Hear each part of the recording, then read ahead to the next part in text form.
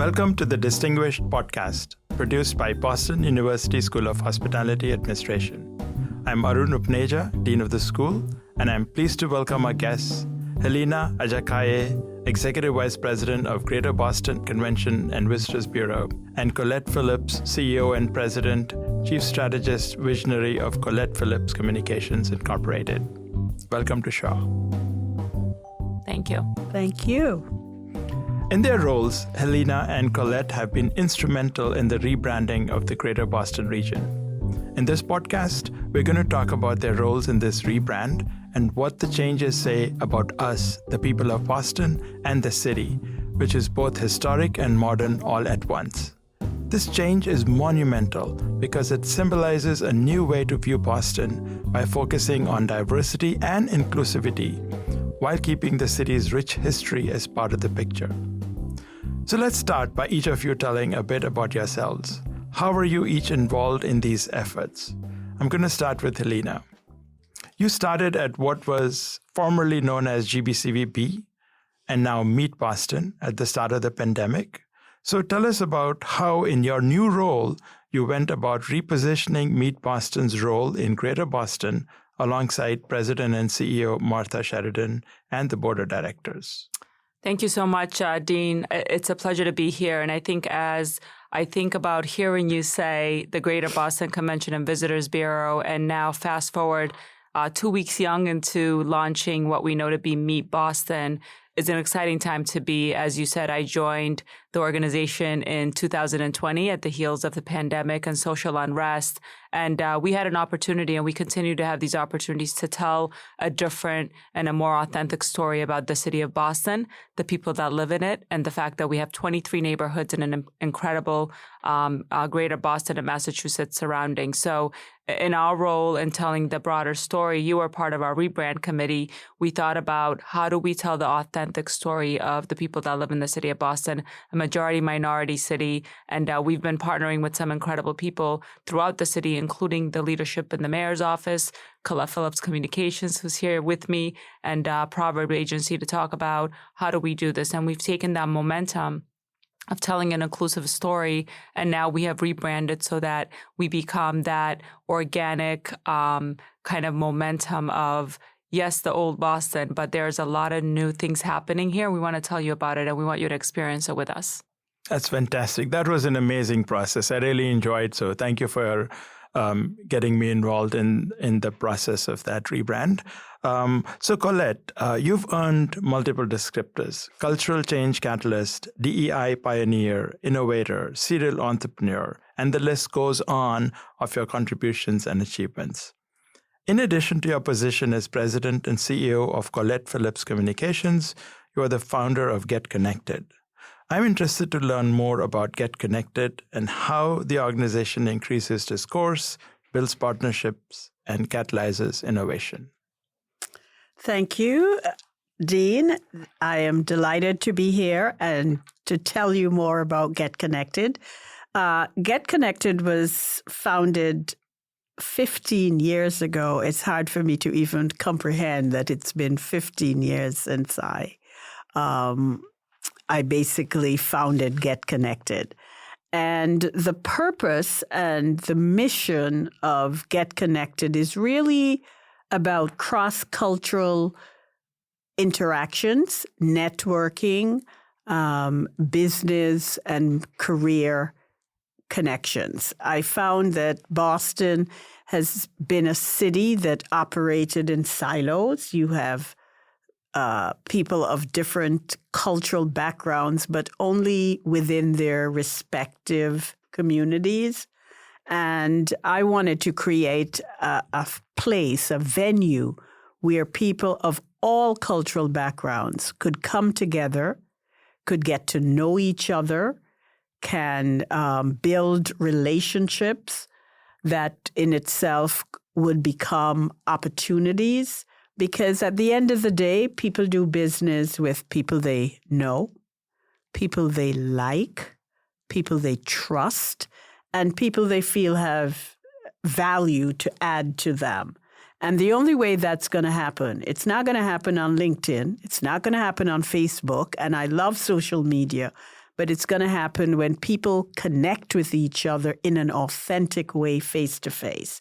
So that was really the purpose of creating Get Connected. And as a result, I was able to get several corporations like Eastern Bank, like Liberty Mutual, State Street, Blue Cross and Blue Shield, Dell, to really come to the table to support Get Connected as a place where they could send their employees and to also act as a platform that could be a retention platform, because we were losing a lot of professionals of color who didn't think they felt welcomed in Boston.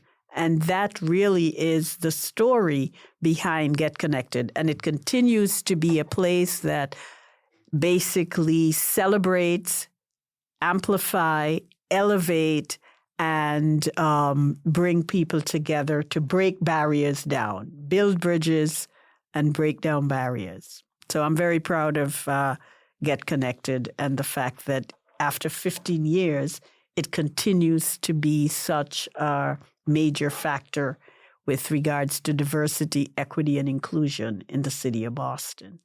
Colette, that's amazing. And I'm sure you were very excited when you were included in this all-inclusive campaign that the city is doing. So can you tell us how did you sort of get connected to the campaign? How did the campaign even begin? And what were the ideas and inspiration for it? That is amazing. I love that you use Get Connected. Well, I will tell you, in 2019, I had sent a letter to the mayor of Boston because I came to Boston as a 17-year-old over 40 years ago to go to college. And I kind of got really tired of hearing about Boston not being this welcoming city, Boston being racist, Boston, all the negative things. And the Boston that I know, I wanted to begin to help others to see that Boston. Boston is a city that has 140 languages spoken here. 2 in 4 Bostonians describe themselves as culturally diverse. 1 in 4, 3 of us sitting here are all immigrants. Right. So 1 in 4 is foreign born. And I felt there was a story to be told, and I sent this email to the mayor, whom I knew personally, Mayor Marty Walsh. And then the pandemic came the following year, and there were funding from the federal government around how do we create an inclusive view of the hospitality industry in Boston. How do we reopen in a way that was safe and use the opportunity to really change Boston's image? So I invited Meet Boston and Proverb agency to join me, Colette Phillips Communications, to apply to this RFP. And so we were, I think, a very dynamic team because we had the same goals. We came to this with the same lenses and worked brilliantly together throughout the pandemic, never meeting in person. So we worked literally through Zoom and through emails until from October of 2020 until April of 2021 when we actually launched the campaign. And as I said earlier in a class here at BU, research drives innovation. Research drives a marketing campaign. That if you don't know your audience and you don't know how people perceive you, you really don't know how to create the right kind of campaign. We all had a sense of what Boston's image was, but we needed to really hear others tell us that. And so we used the research that Meet Boston did and use that as the jumping off point to create this absolutely unbelievable, award-winning, all-inclusive Boston campaign, one that I think we are all very proud of. It is an incredible campaign, and thank you for sharing that. I am going to pursue a little bit further. You've been here 40 years, and this city has had a reputation for being unfriendly to people of color and minorities. Have you seen a change in the last 40 years? Or is this just, putting lipstick on and trying to sell an advert, to sell a city that is not the same as before, or it is the same? I will tell you that Boston has changed. When I was a student here, and even 25 years ago, I would not have gone to certain parts of Boston because I wouldn't feel comfortable or welcomed. Today, I could go into any and every neighborhood, the 23 neighborhoods in Boston, without even blinking my eyes. When I was a student here in Boston 40 years ago, I would not have gone to Charlestown. Today, my office is in Charlestown. Today, one of my closest friends live in South Boston, a place that I would not have gone 25, 30 years ago. And the North End, I was just there last fall for several of their festivals, and I love Italian food. So Boston is not the Boston of 30, 40 years ago. And again, you have so many, we have become almost a culinary, global, ecosystem. You have great Indian food, great Ethiopian food, great Caribbean food. We represent a global culinary ecosystem second to none in this country. So Boston truly has changed. 140 different languages are spoken in this city. And look, we now have the first ever mayor of Asian American Pacific Islander background. And in the last year, we have had 2 mayors of color, a Black mayor who was appointed and an Asian mayor who was elected. So that in itself tells you how Boston has changed. Absolutely. And, this fact that you're mentioning, the mayors, in some way it is, a huge, big change. And I'm very happy and, proud to sort of tout this fact. But on the other hand, this is 2023. I mean, if it's not happened so far, when would it? I mean, it's just amazing. So you also talked about the 23 different neighborhoods, and I'm going to explore that with Helena also. But it's just surprising that most people, they have a very limited understanding of what Boston is. So, Helena, from a hospitality perspective, Boston Never Gets Old campaign especially resonated with all of us, those who love Boston. And from the perspective of hospitality, particularly since we are focused large part on the creation and promotion of memorable experiences, in the area of travel, tourism, and leisure. So can you sort of lay out the process? What led to this rebranding process? Who was involved in creating this campaign? Just talk about the process. Yeah, and the process, Dean, as you know, you were intimately involved. And I think that what we knew would be critical to this process is making sure that we have, a perspective from different sectors of the city of Boston.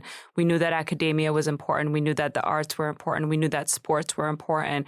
And we knew that culinary and our restaurants and all of the collective lens of how we see the city of Boston was critical to be at the table.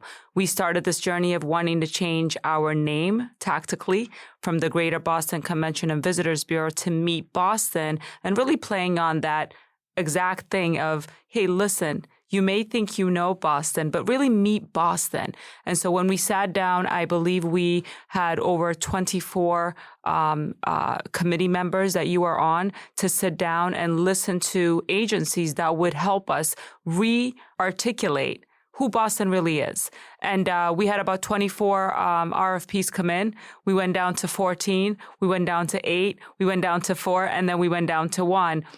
And really the task was, how do you take that momentum when we think about that momentum and call to action of changing the perception? So we know that Greater Boston is fueled by a collective spirit of transformation. It's a city built by motion and designed to stay in motion. So we're constantly evolving, but we needed to make sure that in that evolution, we had guiding principles. And what are those guiding principles? And that's really what we did with the agency on record, is that we needed to really think about how to tell the story of the city of Boston, both domestically and internationally. Some of the guiding principles that I think have really given us some guardrails to think about is inclusiveness, reflecting more inclusive and authentic version of Boston. There's 23 neighborhoods here. There's all these languages and people from all over the world. We have 2.5 million international visitors that come here every year. We have to tell them that there's inclusion here. We also want to make sure that we're newsworthy in a good way. We talked about during the all-inclusive campaign that people have perceptions of Boston that are not true, whether it's too racist, that you're not welcomed, that it's all white guys in caps drinking, beer. That may be a perception you have, or Goodwill Hunting and Dunkin' Donuts. But we wanted to make sure we were newsworthy. We want to highlight Boston through the lens of the unexpected and the expected. So residents, tell the people who Boston is about.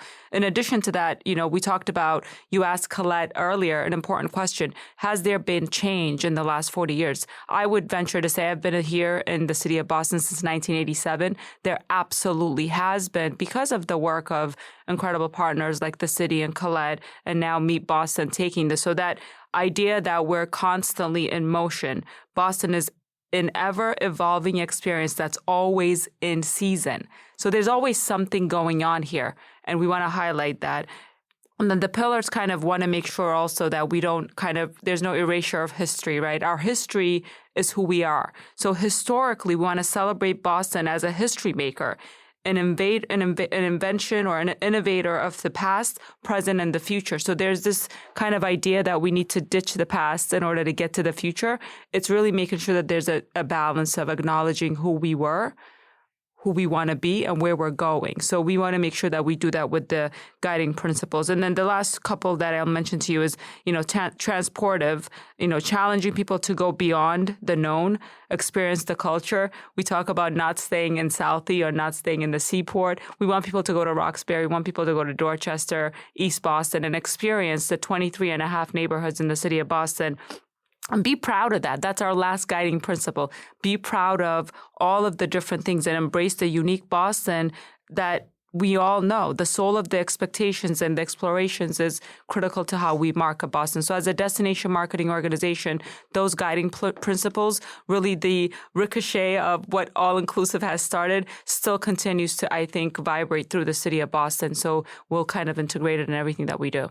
Thank you for that incredible description. I think there is a whole lot to unpack, but I just want to go back to the process a little bit. So you mentioned 24 people who were involved in this. Of course, I was there, part of it. But how did you get all of them to line up and support this incredible initiative? And in terms of the campaign, in terms of the focus, in terms of, what kinds of language we're going to put out. How did you accomplish all of that? Well, I think that, everyone at the table loves Boston from a different vantage point.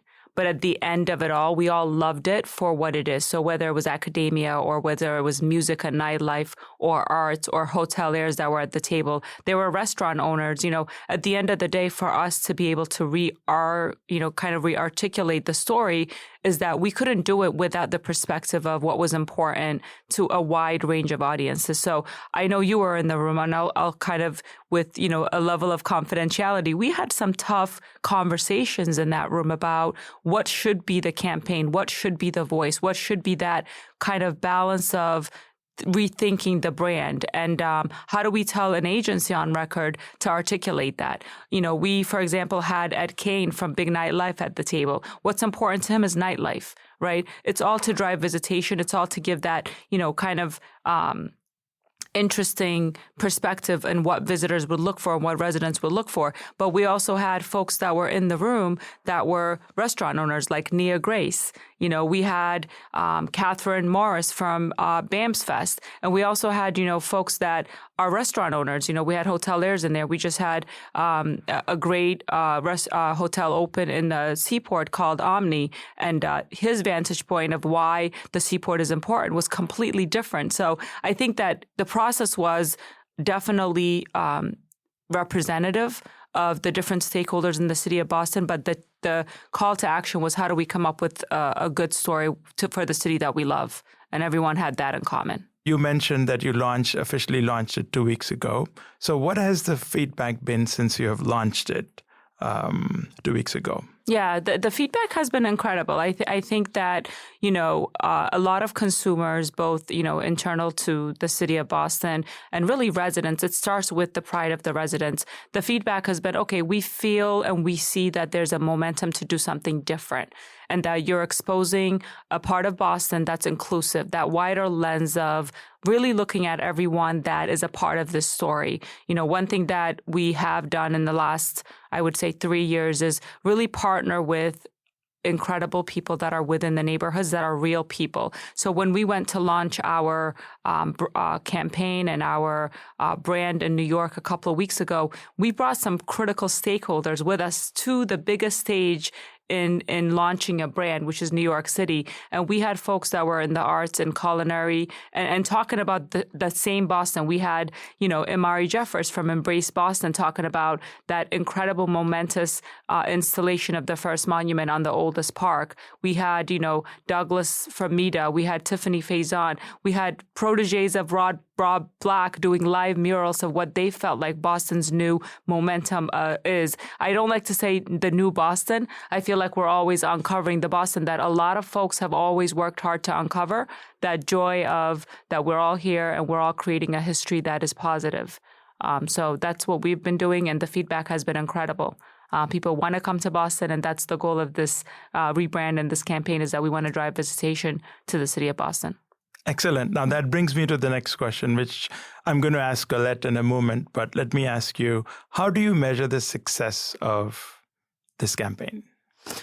That's a good question. We ask ourselves that question, I believe, a dozen times a day. I think that, visitor sentiment is a real thing. I think that resident sentiment is a real thing. I consider this more of a marathon and not a sprint. So if I could tell you from a marketing perspective, from a personal perspective, success would look like that folks would come to the city of Boston and feel like they belong, and that they really activate the economic opportunity of all of the neighborhoods. So, we'll continue to use our social channels to do some, sentiment and listening. And we've talked about net promoter scores are likely to recommend, or empathy engines from a marketing perspective. But success would look like that we stay authentic to telling a consistent story, and that we continue to partner with folks internally and externally to the city of Boston. So more to come on what success would look like. But success is, I think having folks like you, myself, Colette, who live in the city and experience joy,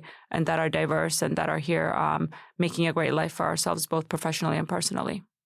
Excellent. Okay, so Colette, how do you measure the success of the campaign, All-Inclusive Boston? Well, I think that Helena said it beautifully when she said this is a marathon and not a sprint. I think the impact of how you measure it is how the people who live here in Boston begin to show up and feel about Boston, that we can tell the Boston story with pride, and also seeing who is coming to Boston.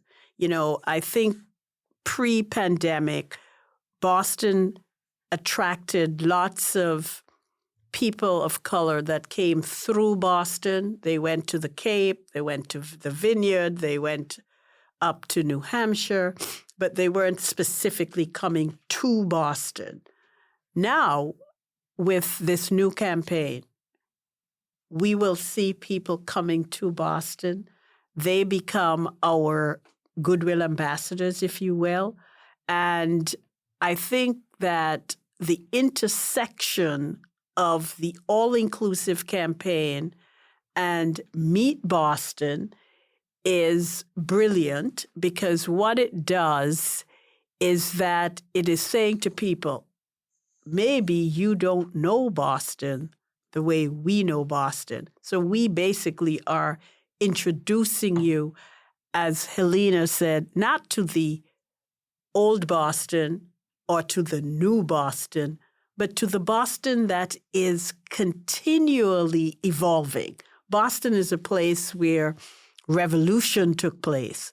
And I feel in a lot of ways we are always consistently in that motion of revolution and innovation and motion. So we are changing all the time. We're a very dynamic city. And I think, to me, the impact is being able to go down to the seaport and seeing people of all backgrounds going into Roxbury, into Nubian Square, and being able to sit in an Indian restaurant there and see people of all cultural backgrounds having a meal and connecting with each other. That, to me, is the power of the impact, how we measure that, and to see that people now become the ambassadors for Boston because they feel it and see it, and it's real.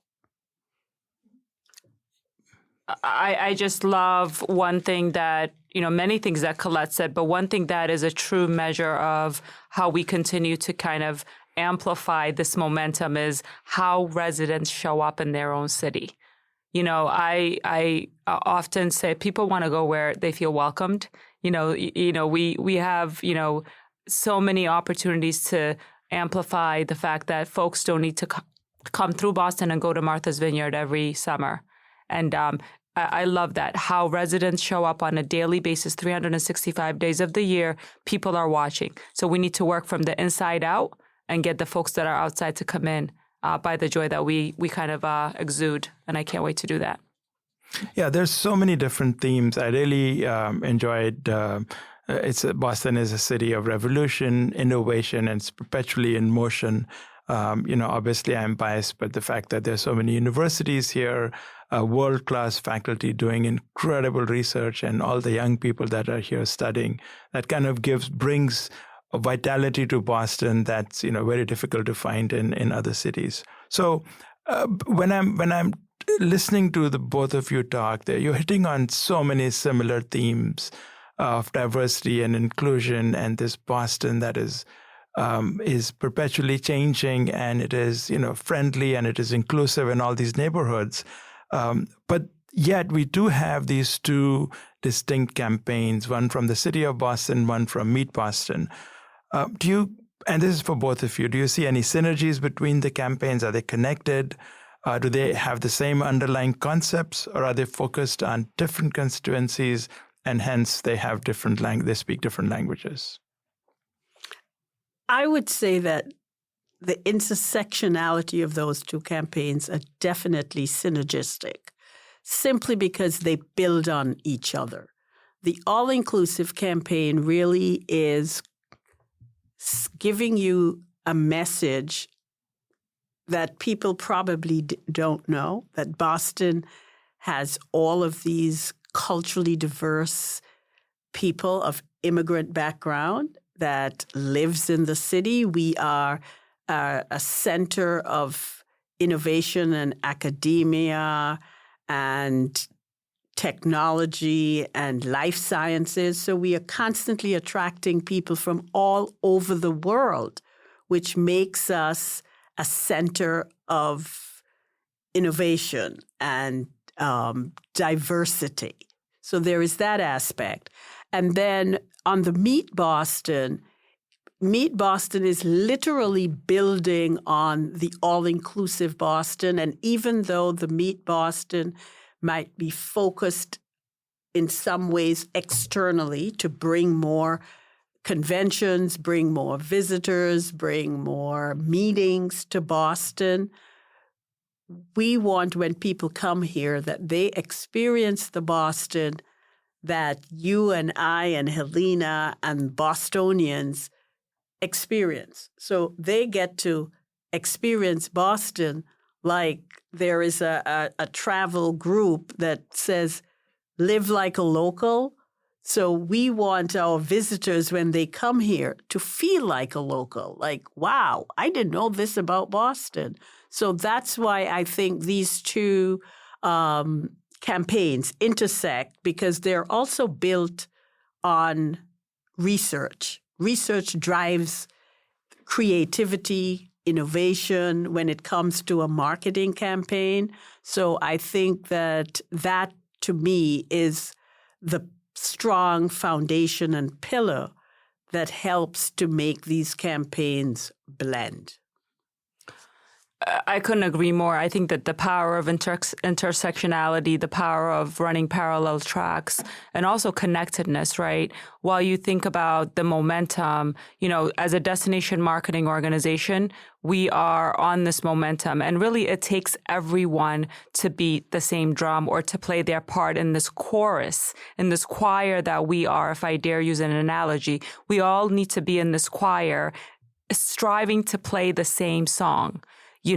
Everyone during the pandemic, I think, really, really had the pressure of looking at equity, diversity, and inclusion in every sector, making sure that people felt a sense of belonging. I'll use my good friends, our good friends, who I absolutely respect and I'm passionate about the work we do, NBC 10 News. They just rebranded. And guess what their tagline is? Newsworthy of you.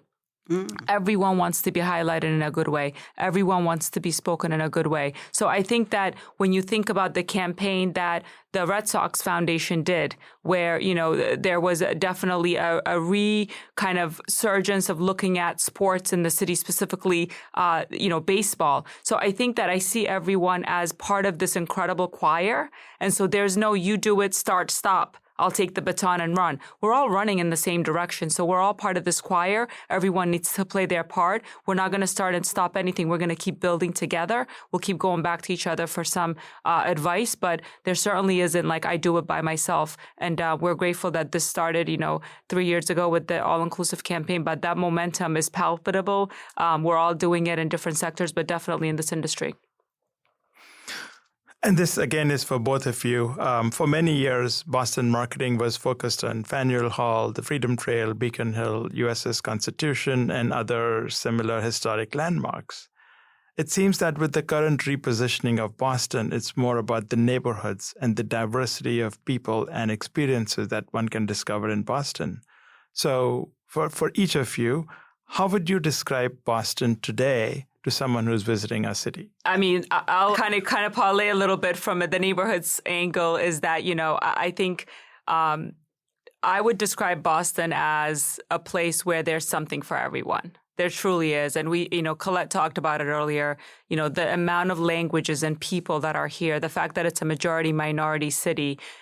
I will tell you that our narration of where to go, what to do has changed. The visitor center on the Common, pre-pandemic, we would see about 1.6 million people come to us domestically and internationally, and they'll say, hey, Colette, where should I go? What restaurant should I go to? What neighborhood should I experience?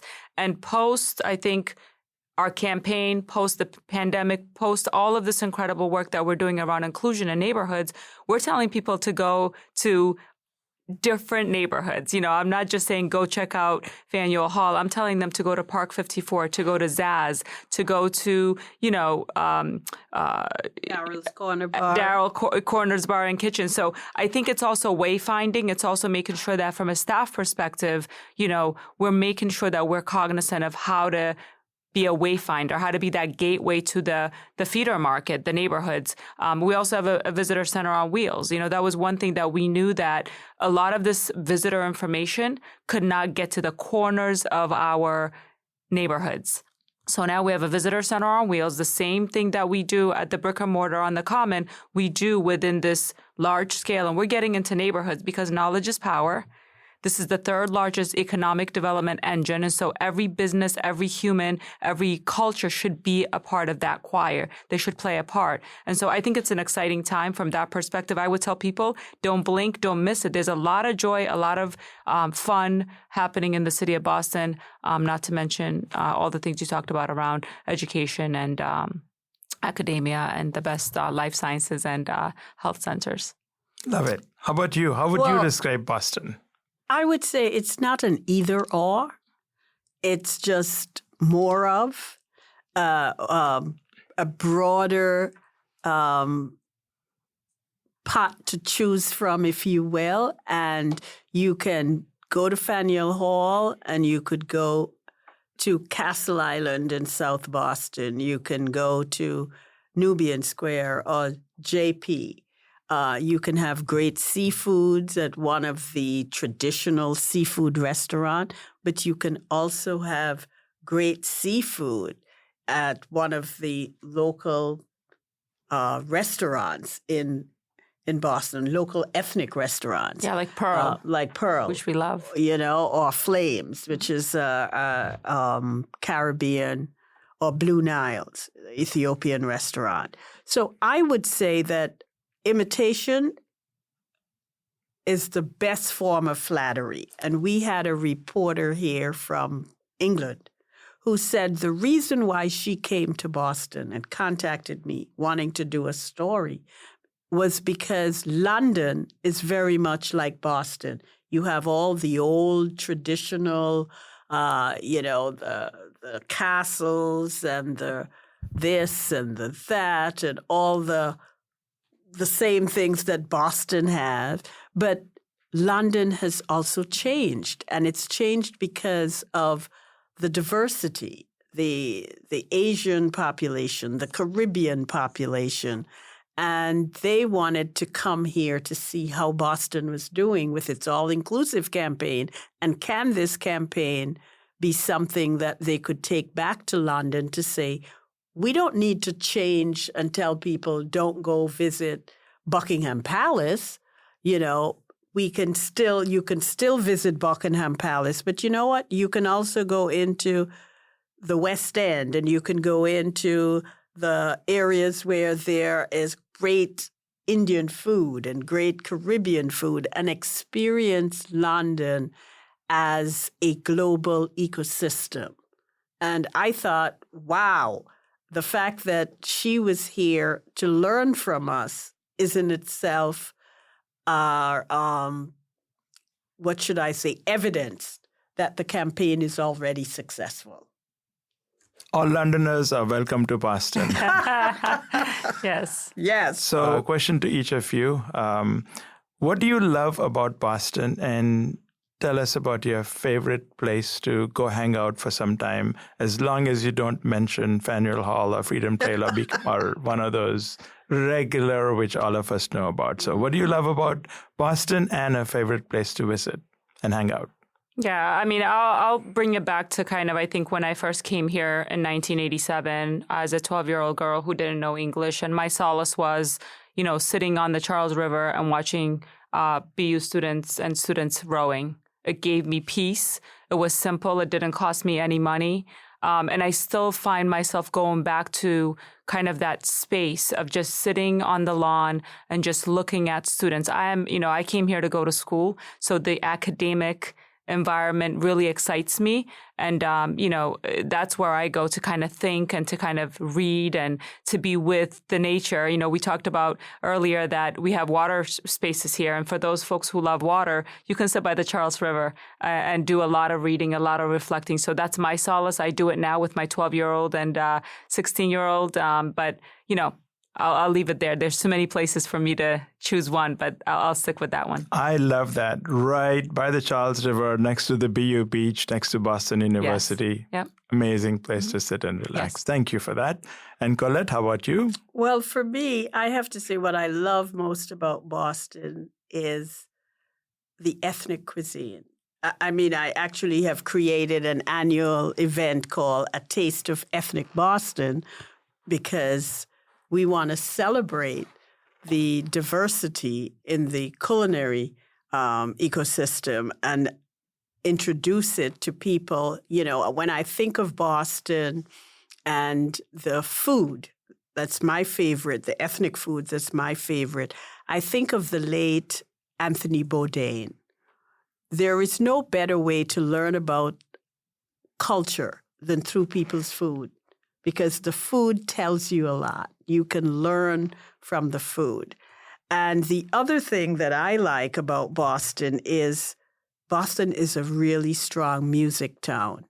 I love going to the Esplanade and just having all this free music where you can pack a picnic basket, you can go with a bunch of friends, and you can sit and listen to great music, everything from pop and jazz to classical music, or participate in BAMFest, which is a music festival that gives you an exposure to world music. And again, it comes back to all-inclusive. And that's what I love about Boston.